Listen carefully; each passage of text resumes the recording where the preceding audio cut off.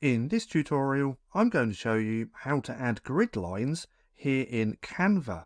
Now, once you have a design on your canvas just like this, and you want to make sure that everything is lined up properly, we can use grid lines by coming up to File up here in the left-hand corner, coming down to Settings, and then we can add Guides.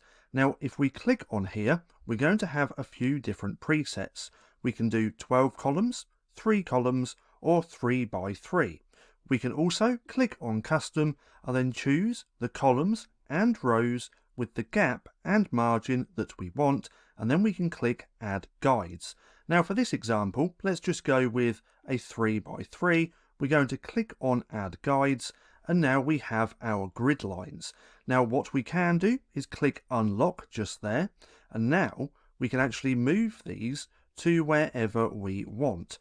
So if we click onto one of the lines and hold down, we can then move it across, just like that.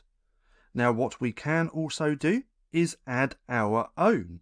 So let's go ahead and just remove all of these. We can do that by clicking onto the design, right clicking, coming down to Guides, and then we can just click on Clear Guides, and now they're all gone.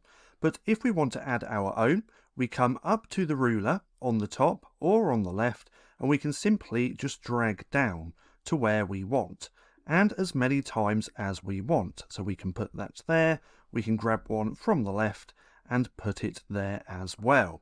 So that's just how easy it is to add grid lines here in Canva.